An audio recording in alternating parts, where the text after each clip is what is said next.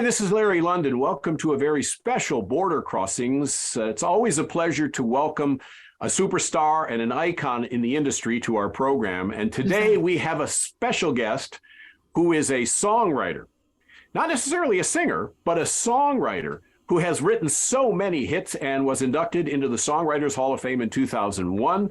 We're going to be talking about a very special project that she's involved with right now. And of course, her illustrious career. She's written so many songs. I guess it's 32 top 10 songs, 9 #1 songs, and she's become one of the most successful female songwriters in all of music history, according to Billboard. We welcome Diane Warren to the Voice of America. Hi, nice, good to be here. You know, not just female songwriters. Oh, you're a songwriter. Excuse me, I don't mean to put you into a. No, I know. I always go like, What are they talking about? Yeah, every songwriter. Now, you have written so many songs. I was just looking over the list for the benefit of the audience. Solitaire from Laura Branigan was the first song you wrote in 1983, first big hit song. Well, I just wrote the lyrics, so I never even think of that as my first hit. Rhythm of the Night, that's my first hit. Rhythm of the Night, DeBarge, that was a big song, 1985. Nothing's Gonna Stop Us Now, Starship. I've got songs from Celine Dion, Because You Loved Me. You wrote Unbreak My Heart, Toni Braxton. I Don't Want to Miss a Thing, Aerosmith. The list goes on and on. And so do you know, I mean, can you articulate what it is that takes to make a hit song? I mean, when you're writing a song, do you know it's a hit immediately or not? I know it's a hit. I could feel it, but I don't know if it'll become a hit because there's a lot of stuff out of my control. You know, whether I find the right singer for it, whether it gets promoted. But I've been really lucky with the artists I've written for. And look, I'm doing more than I've ever done right now. I'm working with more artists. You know, so many exciting things. You know, that I just feel it. It just. You know, I just feel when something is worth me taking the time it takes to write that song. So I put a lot of time into a song. And how, I mean, you have to obviously remain relevant as a songwriter. You have to, and you have managed to do that. You are very, very, I mean, you've written songs that were nominated for an Academy Award in the last year. Yeah, 2 months ago. Yeah, exactly. And when you sit down and the first one was 88, So yes. The first nominated song. So that's longevity. Yeah. You have all your trophies at home on a big giant mantle? No, I haven't. Yeah, I mean, I have them in different places. I don't really look at trophies, though. I mean, I'm excited about I'm excited about everything. I mean, it's all about the work for me. I mean, when I got the honorary Oscar last November, and that I look at that every day. And you give it a little rub on its belly. So you pat him on the head. You're only missing a Tony now to get the EGOT. You know, that's all you need is a Tony. You've got all the rest. I'm an EGO because I'm an Emmy, Grammy, Golden Globe, and honorary Oscar. So I guess that's an EGO. Have you ever thought of writing for a musical production? I mean, there is a musical happening right now, being developed, like, you know, with some of my classic songs and new classic songs. It's being developed right now, written by Joe DiPietro. Kathleen Marshall's directing it, but it's in the early stages. No pun intended. And I read something about you in the story I was reading about your career and your life, that it was actually your mother said, you know, forget the songwriting, become a secretary.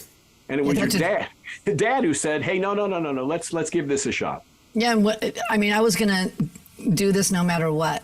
But, you know, I had both sides of that, you know, my dad encouraging me and my mom going, you know, how are you going to make a living? How are you going to buy groceries? How are you going to, you know, well, I mean, no one was going to deter me because this is what I was going to do. We're talking with Diane Warren, one of the best in the business, if not the best in the business, who's written so many songs for so many other artists. I mean, being a songwriter versus the singer, you know, if you could define a songwriter versus a singer, what would you say about being the songwriter? Well, it's very simple. One writes songs, you know, and one sings them. I'm not a singer.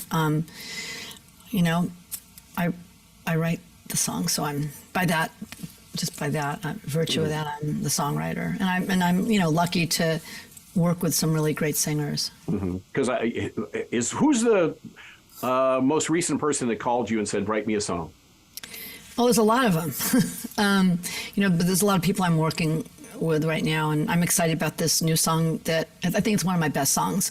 A song called "The Journey" that her just released as her first single after not having new music after a couple of years, and I think there's something very exciting happening with this song too that I'm not even saying yet, but I think it's among my best songs I've ever done, and she's amazing. And I first worked with her. Her name is Gabby. I first worked with Gabby when she was 15, and this kind of just all fell into place. And it's one of the best performances and productions, and she produced it herself, and she did an awesome job. I don't know if I answered your question by the way. Yes, you did. Yes, you did. Her is your latest conquest, I guess. So, as somebody who, you put pen to paper or, you do it on a digital board or whatever, I always ask songwriters where the most interesting or unique or unusual place you've ever got an idea for a song was. And you would be the perfect person to ask that. I mean, I get them from everywhere, so you can think of what everywhere can be. I don't even know, because ideas always come to me, just, concepts, overhearing somebody, reading something and, I started a song that I was watching something on Instagram, someone just talking randomly, and they said something that I thought was a great title. And I'm writing it right now. So, ideas are just, there's everywhere. You just got to be, have your antennas up and be open to them. Does Diane Warren ever have writer's block? No, I get stuck on songs, but I'm always working my muscles so that doesn't happen, knock on wood, Yes. No, I'm always, I don't sit around and sit on a beach and wait till something, happens. I go to work every day. It's like if you want to be an Olympic swimmer, you have to swim every day and build up your muscles. So I'm always building up, my writing muscles and becoming a better songwriter. And who is on your wish list that you haven't worked with yet that you'd like to work with? I don't have one person on my wish list. I mean, a year and a half ago, Ringo Starr asked me for a song, and I had an idea of him putting, old friends and new friends on a song called Here's to the Nights. And my idea with old friends was Paul McCartney, and Paul McCartney was the first person that said yes. So I have two Beatles on my song, which also has Chris Stapleton and Sheryl Crow and Lenny Kravitz and Dave Grohl, a bunch of other people on the song too, but I have two Beatles on my song. So wow. that's that. I don't know if it gets better than that, but I'm always and it could be somebody I don't even know of yet. It's just someone that I feel that I love their voice or I love what they do, that I could contribute to and help take it to the next level. I read a quote from you in an interview you had given where you said, "Songwriting saved your life." What does that mean? It does. It's in music, writing it saves my life every day. Music saves my life. How do you, it just does. It's just because it's what I do. We're talking with Diane Warren, and you I lost 14 Oscars. 14 Oscars nominations. Yes, that's and won one Grammy. So I'm not award winning. Well, that's okay. Well, you've won so many different awards. Yeah, it's all good. I love that I'm able to do this. I do. It's amazing. Do you get to write songs out of the United States? Do you get to work with international artists? All the time. You worked with Selena, right? You did a song with Selena. Yeah, I worked on, sadly, I worked on Selena's album. I was just in the studio with an artist who's the biggest artist in the Ukraine, who's amazing, named Tina Carroll. I mean, she's a really amazing artist, a great, great singer. And I did a song on her that I think is going to be really an important song. And just so, I'm always working with international artists. I've had really, huge hits outside of America that no one knows here. I mean, I had a song called Only Love Can Hurt like this that Paloma Faith did. It was a #1 record, I guess 9 years ago in the UK and different territories, but no one really knew it here. And then TikTok, it became one of the biggest TikTok songs ever. And no one in the world doesn't know that song now. You're so busy. I was going to ask if you have contemplated writing an autobiography, a memoir of your life, but it doesn't sound like you have any time. I don't have any time. I mean, there's a documentary being done, great. on me, which is really cool. Because I think forward. I don't think backwards. So I'm always excited about, what I'm doing or what I'm going to do. Talking about stuff I've done is it's not that interesting to me because I've done it. But right. what I've done, haven't done, and what I'm doing is really interesting. That's great. That's a great perspective. And I know this is a good tie-in to the next subject, is the Grammy Museum exhibit The Songwriters Yeah. Hall of Fame. You know, this is huge, and it's going on now through September, I believe. Yeah, And there's it's amazing. memorabilia, there's exhibits, there's song lyrics, there's clothing that was worn. It's really amazing. Everybody should go see it. It's like I learned so much. I want to go back because I didn't when I went to the grand opening of it. I didn't get to really look at everything, but they have like Irving Berlin's piano that blew my mind. You know, they had just these artifacts and pictures and just I do want to go back and like spend a few hours and really look at it. It's spectacular. They did an amazing job, and it really is from the beginnings of the American popular song. And what exhibits do you have in there of your workings? I mean, I know they have the lyrics of How Do I Live? I don't know. I forgot what else they have of mine, but I know that's there. I was like more interested in the other stuff than what they have of mine, to be honest. I looked at my stuff really quick and just, went around looking, at stuff from the late 1800s and early 1900s and all that, because that's what's fascinating to me, the real history. Because I feel like there's a history, like I'm tied to that, tradition of the American songwriter, someone who's just a songwriter, to the craft of that, through that time to the Brill Building, till now. How do you think you became such a good songwriter? What it is about Diane Warren? You work. A lot of people write songs. I work. If I'm good at this, it's because I put in the work. I mean, you have to have talent, but you have to. It's not. Hard work without talent is nothing. Talent without hard work is not. Is nothing. But if you have both, and you put it together, and you really put in the time and the work, then then you get good or you get great. And that's the secret, is that I work really hard. When did you realize you had the gift? I mean, it was 11, I think you wrote your first song? Yeah, it was about 11 when I wrote my first song. Yeah, I wanted to do this when I was like about 8 or 9. I don't know why, but I kind of knew. I think I had a premonition that this is what I was going to do.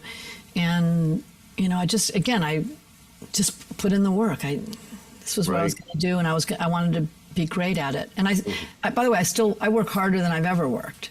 I don't sit back and, go, okay, I did this, that's cool. And it's like, okay, what's next? I mean, I finished a great song yesterday. Today I'm like, okay, I gotta work on this other song. So it's always, it's constant. And by that, you get really good. What's the process like for Diane Warren? I show up. The process is like, I show up. I get that. You know how many times? So I get asked that a lot. So what's your process? My process is I show up and I go to work every day. And you're on time. I'm on time. I do. I have yeah. I love that. Well, I just thought, maybe you would want to meet the artist in person. A lot of times you write songs and you never meet that person who you're writing for. Well, I prefer to meet somebody, especially now. Like I prefer to spend time and just, know what they need and kind of vibe in the studio and just, and then I know how to get the exact right song for them. And I read where you're suspicious. You're not suspicious. You're superstitious. Sometimes kind of, but right now with my messy office, I just don't want to, I'm too lazy to clean it. Oh, that's what I had read. It hasn't been cleaned in how many years? Like a few decades. A few decades. Yeah. That must be fun. But I like it in there. Yeah, it's your home. You're comfortable. It's your comfort zone. It is. Diane Warren is our guest here on Border Crossings today, talking about the fact that she's in the Songwriters Hall of Fame, got inducted in 2001, and here we are 22 years later. After that big honor, what is the Songwriters Hall of Fame all about? Tell the audience, because we're talking to an international audience on 100. I mean, it's great. It's like, the Rock and Roll Hall of Fame. It's like any Hall of Fame. So to be inducted into that, it's a big deal. So when Hal David is the one that pushed for me. Burt Bacharach and Hal David are two of my favorite songwriters of all time. So that meant a lot to me personally. My mom was alive then, and she went there. So I think she thought the not becoming not learning shorthand and typing worked out. It's great. The Songwriters Hall of Fame is awesome. And this the exhibit that we're talking about today is only open until September. Is that correct? That's what I hear. Yeah. Yes, and so for the benefit of a global audience, is this a virtual experience? Can people? That's something you have to ask somebody else. Okay. No, I think it will. should. It would be great if it was. 'Cause Yes. it is really amazing. I wish Yes. they could take it on the road or something because it's awesome. I mean, I They guess might do that. There's probably certain things that are you don't want to like to ship Irving Berlin's piano or something. but virtually, like they should do a virtual. Yeah, make it available to people in other countries. It's amazing. It really is. It's like you really do see the history, you know, of songwriting. And for the benefit of our audience, if you would like to get tickets, if you do plan to be in the Los Angeles area, GrammyMuseum.org is the website, GrammyMuseum.org. Or you can also check out further information and details at songhall.org as well. We're talking with Diane Warren, who has a display in the new exhibit. And so I'm curious, what were your favorite, other than Irving Berlin's piano, what were your favorite things to see there? What can you recommend to somebody who I mean, planning all a of trip? it. The early years is what fascinated me. It was like Stephen Foster and all these, what they had there and the pictures. I love old pictures and I love just seeing. So you do see a step by step. You know, you see the visuals of how American songwriting started into the modern era. I mean, it's fascinating, all of it. You know, I would say just watch all of it. Anyway. Sounds great. I mean, and where in Los Angeles is the exhibit? Downtown. Downtown Los Angeles. Yeah. Okay. And that, you know, are you going to be there during any of the nights or days that they're premiering things? That, you know, are you going to make an appearance? I'm not sure. I went to the opening night and that was great because so many people who were part of the exhibit were there. Some of my heroes were there. That was awesome. Like Mike Stoller, who's a good friend of mine. Jimmy Webb. Amazing. Did you ever write for Tina Turner? I mean, we recently lost Tina Turner. Did you write with her? What a sad, terrible loss. She did a song of mine, "Don't Turn Around." That was just the B-side of a song. I was really bummed out at the time that it didn't get on her album, but then it was recorded by everybody and ultimately became a hit for Ace of Base. And then in her musical, I guess that's the big moment in the musical, which is ironic but awesome. So it it all came full circle, you know? Well, thank you, Diane Warren, for being our guest today and for joining us to discuss the new Songwriters Hall of Fame exhibit in the Grammy Museum. We appreciate your support of the Voice of America and nothing but the best. What an honor it is to have Diane Warren on this show. My name is Larry London. You are watching Border Crossings on VOA TV.